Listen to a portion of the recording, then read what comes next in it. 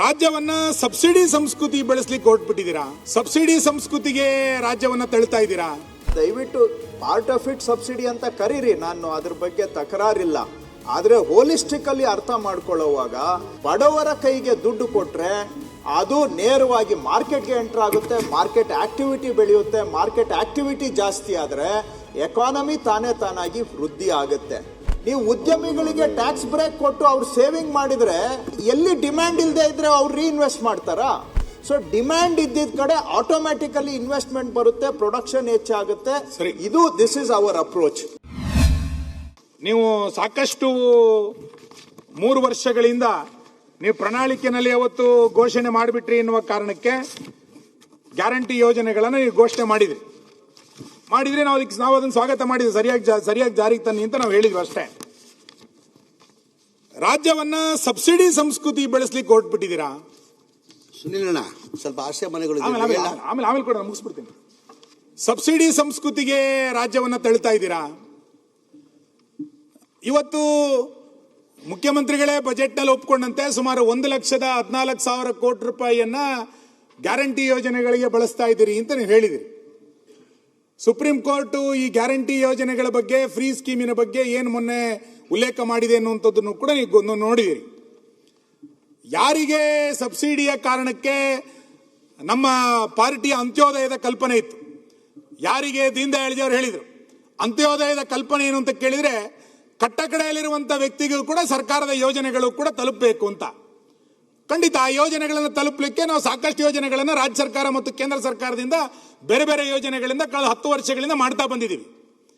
ಈಗ ನೀವು ನಿಮ್ಮ ಸರ್ವೆಯಲ್ಲಿ ಹೇಳುವ ಪ್ರಕಾರ ಸುಮಾರು 14% ಹಣವನ್ನ ಈ ರೀತಿ ಸಬ್ಸಿಡಿ ಸ್ಕೀಮ್ಗಳಿಗೆ ನೀವು ಬಳಸ್ಕೊಳ್ತಾ ಇರುವಂಥದ್ದು. ಇದರಿಂದ ದೂರಗಾಮಿ ಪರಿಣಾಮಗಳೇನಾಗುತ್ತೆ ರಾಜ್ಯದಲ್ಲಿ? ಇದನ್ನ ಇವತ್ತು ಎಲ್ಲರೂ ಆಲೋಚನೆ ಮಾಡಬೇಕಂತ ಅಗತ್ಯ ಇದೆ. ನಮ್ಮ ಪಾರ್ಟಿ ನಿಮ್ಮ ಪಾರ್ಟಿ ಅಲ್ಲ, ಇದನ್ನ ಆಲೋಚನೆ ಮಾಡಬೇಕಂತ ಅಗತ್ಯತೆಗಳಿದೆ. ಮಾನ್ಯ ಅಧ್ಯಕ್ಷರೇ, ಸಬ್ಸಿಡಿ ಬಡವನಿಗೆ ಆಶ್ರಯ ಆಗಬೇಕೇ ವಿನಃ ಚುನಾವಣೆಗೆ ಆಶ್ರಯ ಆಗಬಾರ್ದು.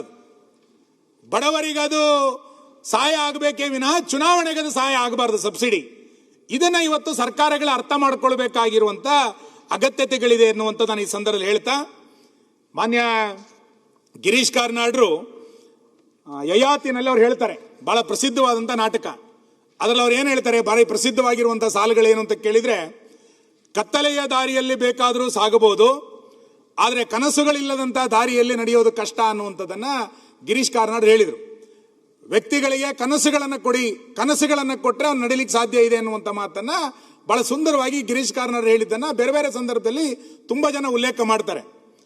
ಇವತ್ತು ಹೆಚ್ಚು ಹೆಚ್ಚು ಸಬ್ಸಿಡಿಗಳನ್ನ ಕೊಟ್ಟು ಜನರನ್ನ ಅವಲಂಬಿಸಾಗಿರುವಂಥದ್ದು ಕೂಡ ಕನಸುಗಳಿಲ್ಲದಂಥ ದಾರಿಗಳಲ್ಲಿ ಅವರನ್ನ ಪ್ರಚೋದಿಸುವಂತಾಗುವ ರೀತಿಯಲ್ಲಿ ಸರ್ಕಾರ ನಡ್ಕೊಳ್ತಾ ಇರುವಂಥದ್ದು ಒಂದು ಮರುಚಿಂತನೆಗೆ ಒಳಗಾಗಬೇಕು ಅನ್ನುವಂಥದ್ದನ್ನು ಈ ಸಂದರ್ಭದಲ್ಲಿ ಹೇಳ್ತಾ, ರಾಜ್ಯ ಮನೆ ಸಭಾಧ್ಯಕ್ಷರೇ ಕೃಷ್ಣ ಬೈರೇಗೌಡ ಒಂದು ನಿಮಿಷ. ಇವರು ಸಬ್ಸಿಡಿ ಬಗ್ಗೆ, ಗ್ಯಾರಂಟಿ ಬಗ್ಗೆ ತುಂಬಾ ವಿವರವಾಗಿ ಹೇಳ್ತಾ ಇದ್ದಾರೆ.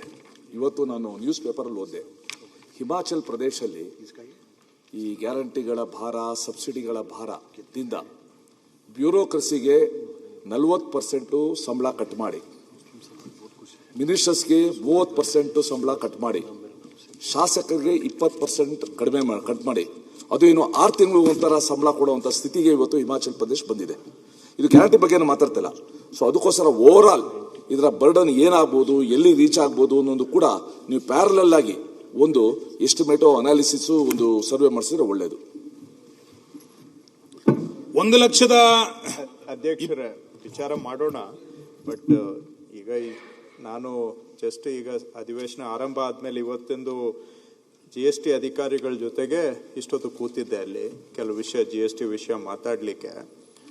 GSTಯಲ್ಲಿ ಒಂದು ಕಲೆಕ್ಷನ್ಸ್ ಅಂತ ಕರಿತೇವೆ, ರಾಜ್ಯದಲ್ಲಿ ಒಟ್ಟು ಸಂಗ್ರಹಣೆ ಎಷ್ಟಾಗಿದೆ ಅಂತ. ಬಟ್ ಸಂಗ್ರಹಣೆ ಆಗಿದ್ದೆಲ್ಲ ನಮಗೆ ಉಳ್ಕೊಳ್ಳೋದಿಲ್ಲ. ಯಾಕೆ ಅಂದರೆ GSTಯಲ್ಲಿ ನಾವು ಸಂಗ್ರಹಣೆ ಮಾಡಿದರೂ ಕೂಡ ಆ ಸೇವೆ ಅಥವಾ ಪದಾರ್ಥ, ಗೂಡ್ಸ್ ಆರ್ ಸರ್ವಿಸ್, ಅದು ಬೇರೆ ರಾಜ್ಯದಲ್ಲಿ ಬಳಕೆ ಆದರೆ ನಾವು ಸಂಗ್ರಹಣೆ ಮಾಡಿದ್ದನ್ನ ಅವ್ರಿಗೆ ತೆರಿಗೆನ ಅವ್ರಿಗೆ ಕೊಡಬೇಕಾಗತ್ತೆ. ಇದನ್ನ ಸೆಟಲ್ಮೆಂಟ್ ಅಂತ ಕರಿತೇವೆ. IGST ಮುಖಾಂತರ ಸೆಟಲ್ಮೆಂಟ್ ಮಾಡ್ಕೋತೇವೆ. ಆದರೆ ಈ ಸೆಟಲ್ಮೆಂಟ್ಗಿಂತ ಮೊದಲು ಕಲೆಕ್ಷನ್ ಅಂದರೆ ನಮ್ಮ ಎಕಾನಮಿಯ ರಿಫ್ಲೆಕ್ಷನ್ ಕಲೆಕ್ಷನ್ ಅಲ್ಲಿ ಕಾಣುತ್ತೆ. ಎಕನಾಮಿಕ್ ಆಕ್ಟಿವಿಟಿಯ ಪ್ರತಿಬಿಂಬ ವಸೂಲಾತಿಯಲ್ಲಿ ಕಾಣುತ್ತೆ. ಸೊ ದೇಶದಲ್ಲಿ ಅತಿ ಹೆಚ್ಚು ಗ್ರೋತ್ ರೇಟು ಕರ್ನಾಟಕದಲ್ಲಿ ಇದೆ, 11%. ಮಹಾರಾಷ್ಟ್ರಗಿಂತೂ ಜಾಸ್ತಿ, ಗುಜರಾತ್ಗಿಂತ ಜಾಸ್ತಿ. GST ಕಲೆಕ್ಷನ್ ಅಲ್ಲಿ ಹೈಯೆಸ್ಟ್ ಗ್ರೋತ್ ರೇಟು ಕರ್ನಾಟಕದಲ್ಲಿ ಇದೆ, 11% ಹೈಯೆಸ್ಟ್ ಗ್ರೋತ್ ರೇಟ್. ಒಂದು ತಮ್ಮ ಮಾಹಿತಿಗೆ. ಎರಡನೇದು ಕೂಡ ತಮಗೆ ಹೇಳುವಂತಹದ್ದು, ಪರ್ ಕ್ಯಾಪಿಟಾ ಇನ್ಕಮ್ ದೇಶದಲ್ಲಿ ತಲೆ ಆದಾಯ ತಗೊಂಡ್ರೆ ತಲೆ ಆದಾಯದಲ್ಲಿ ಕರ್ನಾಟಕ ಇವತ್ತು ನಂಬರ್ 1 ಸ್ಥಾನದಲ್ಲಿ ಇದೆ ದೇಶದಲ್ಲಿ ಪರ್ ಕ್ಯಾಪಿಟಾ ಇನ್ಕಮ್ ಅಲ್ಲಿ.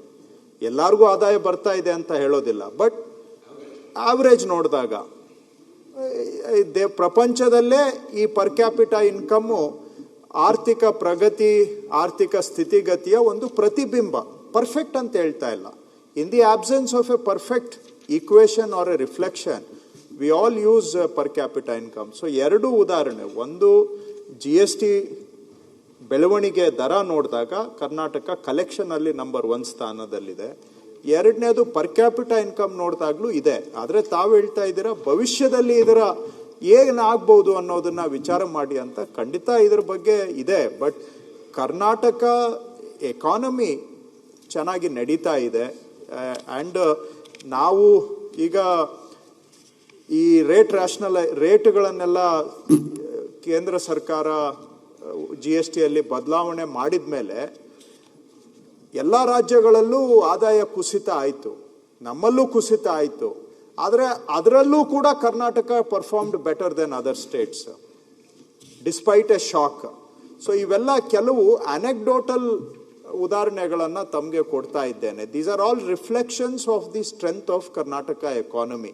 ಸೊ ನಮ್ಮದು ಎಕಾನಮಿ ಬೇರೆ ರಾಜ್ಯಗಳಿಗಿಂತ ಚೆನ್ನಾಗಿದೆ ಅನ್ನೋದಕ್ಕೆ. ಬಟ್ ನಾವು ಮಿಡ್ ಟರ್ಮ್ ಫಿಸ್ಕಲ್ ಫೋರ್ಕಾಸ್ಟಿಂಗು ಮಾಡಿದ್ದೇವೆ. ನಿಮಗೂ ಗೊತ್ತು, ಕಾನೂನು ಪ್ರಕಾರ ಕಡ್ಡಾಯವಾಗಿ ನಾವು ಮಿಡ್ ಟರ್ಮ್ ಫಿಸ್ಕಲ್ ಸ್ಟ್ರೆಂತನ್ನು ಅಸೆಸ್ ಮಾಡಬೇಕು, long term fiscal strength assess ಮಾಡಬೇಕು.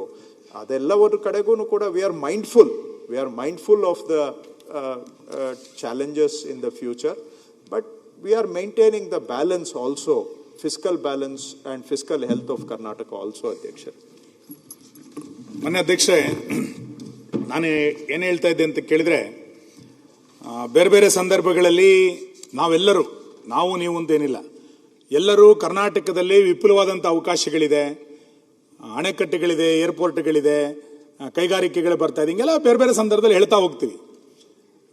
ತನ್ನ ಬಜೆಟ್ನಲ್ಲಿ 14% ಸಬ್ಸಿಡಿಗೆ ನಾವು ಖರ್ಚು ಮಾಡ್ತಾ ಇದ್ದೀವಿ ಅಂತಂದ್ರೆ ಎಲ್ಲರೊಂದು ಕಡೆ ಇದರ ದೂರಗಾಮಿ ಆಲೋಚನೆಗಳನ್ನು ಇವತ್ತು ಸರ್ಕಾರ ಮಾಡಲೇಬೇಕು. ಸೊ ಈ ಹಿನ್ನೆಲೆಯಲ್ಲಿ ನಾನು ಅದಕ್ಕೆ ಹೇಳಿದ್ದು, ಸಬ್ಸಿಡಿ ಎನ್ನುವಂಥದ್ದು ಬಡವನ ಕಣ್ಣೀರು ಒರೆಸಬೇಕೇ ವಿನಾ ಚುನಾವಣೆಯ ವಸ್ತು ಆಗಬಾರ್ದು.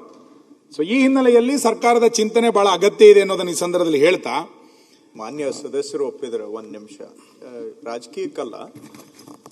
ನಾವೆಲ್ಲ ಮಾನ್ಯ ಅಧ್ಯಕ್ಷರೇ ಸಬ್ಸಿಡಿ ಅಂತ ಅದನ್ನ ಎಲ್ಲೋ ಒಂದು ಕಡೆ ತುಚ್ಛೀಕರಣ ಮಾಡೋದು, ವಿಲನೈಸ್ ಮಾಡೋದು, ಇದು ವ್ಯಾಪಕವಾಗಿ ಇದೆ ನಮ್ಮ ದೇಶದಲ್ಲೇ ಅಲ್ಲ, ಬೇರೆ ದೇಶದಲ್ಲೂ ಕೂಡ. ಎಗೇನ್ ನಾನು ಪಾಂಡಿತ್ಯ ಪ್ರದರ್ಶನ ಅಂತ ದಯವಿಟ್ಟು ತಿಳಿಬೇಡಿ.